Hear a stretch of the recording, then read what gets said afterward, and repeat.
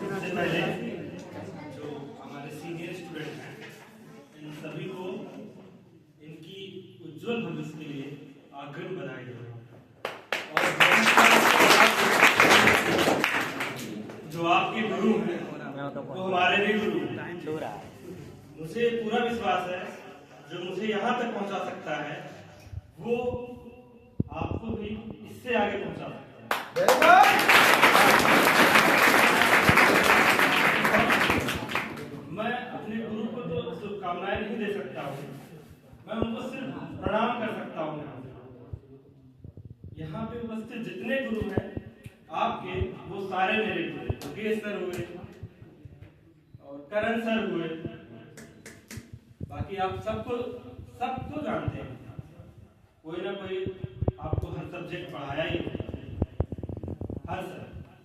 बस मैं इतना कहना चाहता हूँ आपसे कि अभी आप हाई स्कूल का एग्जाम दोगे, ऐसा मत सोच लेना कि मैं हाई स्कूल का एग्जाम दिया, फेल हुआ, पास हुआ, नंबर कम आए, ज्यादा आए, टॉप हो गया, तो ये डिसाइड कर देगा कि हम भविष्य में क्या करेंगे। नेवर, ये डिसाइड नहीं करता है कि आपके नंबर कम आ गए तो मैं कुछ नहीं कर पाऊंगा, मैं आगे नहीं पढ़ पाऊंगा। वो कभी नहीं होना चाहिए। जब आप एग्जाम दोगे तो भी आप स्कूल में बहुत पाबंदियां होती हैं, बहुत सारी चीजें आप नहीं कर सकते हो, लेकिन अभी आप एग्जाम देके कॉलेज में जाओ, कॉलेज में इतनी पाबंदियां नहीं होती, इतनी रोक टोक नहीं होती। आपको गौर करना होगा कि अभी अचानक से पाबंदी हटेगी और अचानक से आप कॉलेज में जाओगे, चीजें तुरंत बदलेंगी। जैसा कि कहा गया है कि परिवर्तन संसार का नियम है। तो ये परिवर्तन जो होता है जीवन में, हाई स्कूल के बाद जब आप इंटर में जाते हो यानी कि कॉलेज में जाते हो, तो ये बड़ा परिवर्तन होता है। खासकर मानसिक रूप का जो परिवर्तन होता है वो बहुत बड़ा परिवर्तन होता है।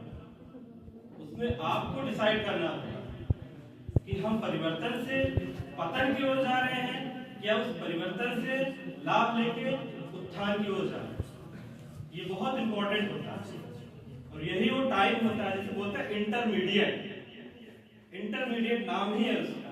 आप इंटरमीडिएट बीच में आ गए, अब आप डिसाइड करोगे कि हमें क्या करना है। जैसा कि सबने बोला, कोई मैथ से जाएगा, बायो से जाएगा। देखो बाबू, ऐसा नहीं है कि मैथ बायो ही एक स्ट्रीम है जिसमें आप आगे जा सकते हो, कॉमर्स भी है। ऐसा नहीं कि अगर आपको मैथ आता है तो आप मैथ ले लो, बायो आता है तो बायो ले लो, कॉमर्स है तो कॉमर्स ले लो। नहीं, आप अपनी इच्छा देखो, क्या है ड्रीम, क्या है आपका। इंटरमीडिएट जो हाई स्कूल में जो आपके नंबर्स आएंगे, जो आपका ड्रीम होगा, यही डिसाइड कर देगा कि हाँ मुझे ये बनना है। अब आपको आगे कैसे करना है ये आपको खुद डिसाइड करना होगा। जब गांव में पूछोगे किसी भी चौराहे पे, 4 लोग बताएंगे बाबू मैथ ले लो, उनके लड़का मैथ लीजिएगा बहुत अच्छा करेगा। फिर आगे बढ़ोगे तो कोई बताएगा मैथ ना लियो, उनके लड़का मैथ लिया था नहीं अच्छा कर पाया। तो आपको कुछ तो सपोर्ट भी करेंगे मेंटर और कुछ नहीं भी करेंगे, तो आप परेशान हो जाओगे करना क्या है। फिर आप सोचोगे नहीं, कोई बोलता है कि तैयारी कर लो, हम ये बन जाएंगे, हम वो कर लेंगे। तो अपने आप को पहचानना होगा, अपने आप को पहचानना होगा कि नहीं हम किस काबिल हैं। अपनी काबिलियत को आप स्वयं पहचान सकते हैं, अपनी काबिलियत को आप स्वयं पहचान सकते हैं, वो आप पे डिपेंड करता है। वो कोई तीसरा नहीं डिसाइड कर सकता कि नहीं आप ये नहीं कर सकते हो, आप ये कर लोगे, ये कोई तीसरा नहीं बता सकता। कैल्विन क्या पासवर्ड देखना है? अभी आप जो हो कल क्या होगे ये सिर्फ आप ही डिसाइड करेंगे, ये सिर्फ आपको ही डिसाइड करना है। रही बात, आज का युग तो ऐसा है कि सबके हाथ में फोन है। पहले ऐसा रहता था कि फोन नहीं रहता था हाथ में, तो अगर जैसे ना कोई साइंस की चीजें हुई, कोई मैथ की चीजें हुई तो नहीं समझ में आता था। खासकर मेरा जो इरा है उस इरे में ही मोबाइल आया, 5G नेटवर्क आया, जियो आया, लोग इंटरनेट को जानने लगे। तो अभी भी मैं इतना मोबाइल के बारे में नहीं जानता हूँ, लेकिन मुझे लगता है कि आप लोग उसके बारे में, नेट के बारे में, इंटरनेट के बारे में, मोबाइल के बारे में पूर्णता जानते हैं। लेकिन मैं देखता हूँ जितना भी युवा है वो मोबाइल का मिस यूज करता है। मेरे पास मोबाइल है तो मैं उसका यूज करता हूँ अपने पढ़ाई के लिए। मुझे कोई चीज नहीं समझ आई, मैंने सर्च किया, गूगल किया, मुझे वो चीज मिली। तो अगर देखा जाए तो पढ़ना और धीरे धीरे आसान हो रहा है। पहले बहुत कठिन था पढ़ना। पता चले गुरुजी जो है रधौली में है और मैं गांव में हूँ, फोन भी नहीं रहता था, अगले दिन क्लास में जाके डाउट पूछ पाता था। आज तो ऐसा कि अगर आपको डाउट हो रहा है, आपने यूट्यूब पे डाला, चीजें मिल गई आपको, अगले दिन क्लास में गया, सर से डिस्कस किया और चीजें समझ में आ गई। तो अगर आप देखोगे तो पढ़ाई करना बहुत ही आसान होता जा रहा है। टेक्नोलॉजी के जमाने में पढ़ाई करना बहुत ही आसान हो गया, लेकिन तब आसान है जब आप इसका मिसयूज नहीं करोगे, जब आप उसका मिसयूज नहीं करोगे। और देखो अभी आपको बताया कि डिसिप्लिन में रहना है, रिस्पेक्ट करना है, लेकिन डिसिप्लिन होता क्या है? हम कैसे समझेंगे डिसिप्लिन क्या होता है? क्या डिसिप्लिन ये होता है कि सुबह जल्दी उठ जाना है, जल्दी नहा धो के स्कूल आ जाना है, कि सिर्फ पढ़ाई करते रहना है? ये भी तो समझना होगा कि डिसिप्लिन है क्या। जब तक हम ये जानेंगे नहीं कि डिसिप्लिन है क्या, तब तक हम कैसे डिसिप्लिन को फॉलो करेंगे? देखो डिसिप्लिन ये होता है, जैसे आप में से कई लोग ऐसे होंगे जो पूरे साल पढ़ाई नहीं किए होंगे ढंग से, या कई लोग ऐसे होंगे जो बहुत अच्छे से पढ़ाई किए। उनमें और आप में बस इतना ही अंतर है कि वो पूरे साल एक एक दिन में आधा चैप्टर अगर पढ़ा होगा तो पूरे साल में कवर कर लिया, लेकिन वो रोज पढ़ाई किया, डेली उसने पढ़ाई किया। और ऐसा नहीं वो नहीं खेलता रहा होगा या वो ऐसा काम नहीं करता होगा जो आपने किया, जरूर किया होगा, लेकिन उसके पास आज उसका सिलेबस पूरा कवर है, वो पढ़ चुका है। वही टाइम आपको भी मिला था जो नहीं पढ़ पाया। क्यों? कि वो डिसिप्लिन में नहीं था। डिसिप्लिन यही होता है, आपके लिए सबसे इंपॉर्टेंट डिसिप्लिन आपकी पढ़ाई है, वो पहले होना चाहिए। आप 2 घंटा, 1 घंटा, 3 घंटा पढ़ो, रेगुलरिटी चाहिए होती है। सफलता और असफलता सिर्फ यही है, जो रेगुलर है जीवन में वो सफल है, तो जो रेगुलर नहीं है वो असफल हो जाता है।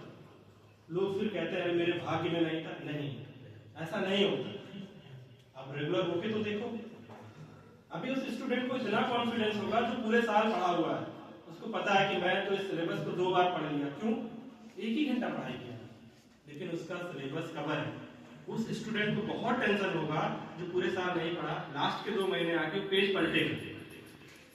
वो चीजें वो गैस नहीं कर सकता है जो पूरे साल पढ़ के। तो डिसिप्लिन तो यही होता है कि किसी चीज को रेगुलर फॉलो करना होता है। किसी चीज को आप रेगुलर फॉलो करें, नहीं मुझे ये करना है तो मैं इसको फॉलो कर रहा हूं। अब बात रिस्पेक्ट की आई, अगर रिस्पेक्ट डिसिप्लिन में देखो हार्ड वर्क भी है। हार्ड वर्क क्या होता है? हार्ड वर्क कहते हैं लोग बहुत हार्ड वर्क किया, मैं 8-8 घंटे पढ़ाई किया, 10-10 घंटे पढ़ाई किया, 12-12 घंटे का पढ़ाई किया। अभी आपका एग्जाम नजदीक आ गया, आप 10 घंटा पढ़ भी लोगे तो साल भर का कवरअप नहीं कर पाओगे। आप इसको कैसे हार्ड वर्क कह सकते हो? मैं 2 दिन मेरा एग्जाम बाकी है और मैं हार्ड वर्क कर रहा हूँ और मैं बहुत कुछ अचीव कर लूंगा। This is not hard work, ये हार्ड वर्क नहीं है।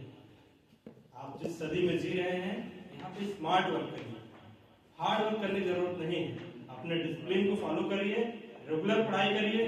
कोई जरूरत नहीं 10 घंटा पढ़ने की, कोई जरूरत नहीं 15 घंटा पढ़ने की। आपके पास 365 दिन, 365 दिन में आप रेगुलरिटी तो लाइए अपने अंदर कि नहीं मुझे 2 घंटा पढ़ाई करना, मुझे स्कूल से जाना है, मुझे जो पढ़ाई करना है मैं वो करूंगा ही करूंगा। कोई एक दिन भी ऐसा ना जाए जिस दिन वो चीजें छूटे। तो आपको इतना हार्ड वर्क करने की जरूरत नहीं है कि नहीं मैं पढ़ूंगा 10 घंटा 8 घंटा। अभी कई बच्चे होंगे जिनका सिलेबस नहीं कवर है, वो पूरा पढ़ने की कोशिश करेंगे, सोचेंगे हम पढ़ के एग्जाम में दे आएंगे। नहीं बात, वो डिफरेंस रहेगा ही रहेगा, डिफरेंस आपको दिखेगा ही दिखेगा। ऐसे सिर्फ पढ़ाई में नहीं होता, आपके स्वास्थ्य में भी है। एक दिन में ऐसी कोई बीमारी नहीं आती, एक दिन के अंदर ऐसी कोई बीमारी नहीं। हालांकि आपका एक्सीडेंट या ऐसा कुछ भी अगर किसी को हो तो उसकी बात अलग है, लेकिन एक दिन में ऐसी कोई बीमारी नहीं आती। आप किसी काम को बार बार खाना खाते गए तो आपको कोई बीमारी आ गई। एक दिन में कोई बीमारी ठीक भी नहीं होती, धीरे धीरे ठीक होती है। तो तो डिसिप्लिन यही है कि उस चीज को फॉलो करना। अब रिस्पेक्ट क्या होता है? रिस्पेक्ट अपने डिसिप्लिन को फॉलो करना ये रिस्पेक्ट कहलाता है। अपने डिसिप्लिन को, कि हाँ पहले तो सेल्फ रिस्पेक्ट होना चाहिए। सेल्फ रिस्पेक्ट कि हाँ मैं अपने डिसिप्लिन को फॉलो करूंगा। जब आप अपने डिसिप्लिन को फॉलो करोगे तो आप किसी का भी रिस्पेक्ट करोगे। जब आप खुद का रिस्पेक्ट नहीं कर पा रहे हो कि मैं ये डिसिप्लिन फॉलो करूंगा, मैं ये चीजें करूंगा, तो आप कैसे ये सोचते हो कि मैं किसी बड़े का रिस्पेक्ट कर लेगा? पहले तो खुद के अंदर ये चीजें लाओ, सेल्फ रिस्पेक्ट लाओ, डिसिप्लिन बनो और चीजों को करो। देखो हाई स्कूल मुझे लगता है कि मेरे टाइम में नहीं थी इतनी सुविधा, न इतने अच्छे टीचर नहीं मिल पाती थी, न इतनी किताबें थी। आज आपका जो सिलेबस है, जो मैं पढ़ के आया हूँ, सिलेबस बहुत अंतर है। आज वो चीजें आप हाई स्कूल में जानते हो जो मैं ग्रेजुएशन में जानता हूँ। ये सत्य, जो हाई स्कूल का बच्चा आज पढ़ रहा हो वो चीजें ग्रेजुएशन में थी। तो आप तो बहुत तेज हो, आपका माइंड बहुत डेवलप है, चीजें आपके लिए बहुत आसान है और आप उस सब कुछ पा सकते हैं जो आप सोचते हैं। डिपेंड करता है कि आप कैसे डिसिप्लिन हो, कैसे फॉलो कर रहे हो चीजों को और कैसे करना चाहते हैं। अभी सर ने बताया कि हर सब्जेक्ट इंपॉर्टेंट होता है। हाँ सही है, हर सब्जेक्ट इंपॉर्टेंट होता है। और ऐसा ड्राइंग की बात हुई, देखो मेरे एग्जाम में भी ड्राइंग आया, तो मुझे ड्राइंग अच्छा नहीं आता और मैं उस पर ध्यान नहीं दिया। ड्राइंग में नंबर कम आने से भी परसेंटेज कम हो जाते हैं। तो ऐसा नहीं है कि आर्ट जो है वो सब्जेक्ट नहीं, उस पर भी ध्यान दें और उसको भी करते रहें। हार्ड वर्क करने की जरूरत नहीं होती बहुत सारे। हार्ड वर्क का मतलब ये नहीं होता है कि अभी लास्ट एग्जाम आया तो आप 10 घंटे पढ़ो। हमको लगता है आप ये चीजें समझ गए होंगे। और आगे लाइफ में देखो परिवर्तन आना तय आएगा, लेकिन उस परिवर्तन के साथ कैसे ढलना ये बहुत इंपॉर्टेंट है।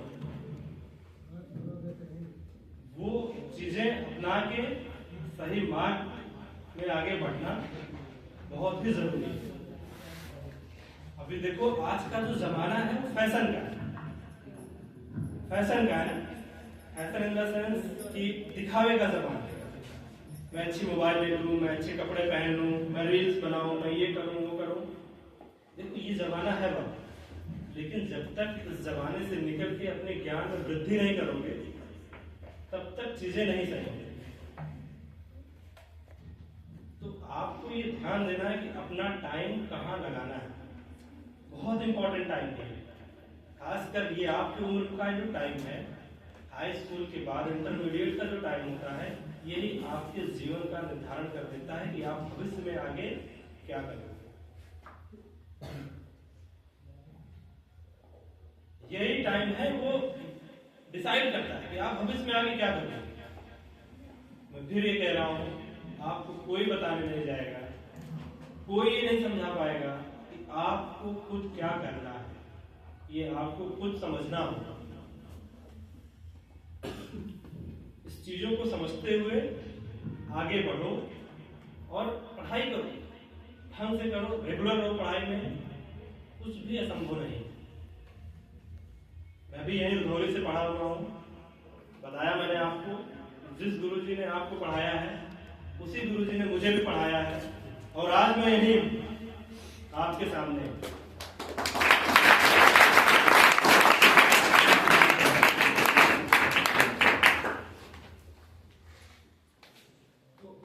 पहले तो जो कुछ भी आप चाहोगे वो सब कुछ हासिल कर सकते हो, कुछ भी इम्पॉसिबल नहीं। ठीक है, मैं आपको बेस्ट ऑफ लक बोलता हूं। एग्जाम में जाइए एकदम फ्री माइंड होके काम करिए, एकदम फ्री माइंड होके एग्जाम में जाना। कुछ भी लोड नहीं लेना। अरे यार आज मैथ का पेपर है, आज बायोलॉजी का पेपर है, हेजिटेट हो रहे हैं, परेशान हो रहे हैं, कैसे देंगे एग्जाम, कुछ नहीं सोचना, जाना और लिख के आना। जैसा सर ने बोला ना कि कोई क्वेश्चन छूट जाए भी छूट जाए तो जैसे नहीं आ रहा है तो उसको लिख के आओ, करके आओ। ठीक है, मैं अपने बारे को यही विराम दूंगा। Thank you so much.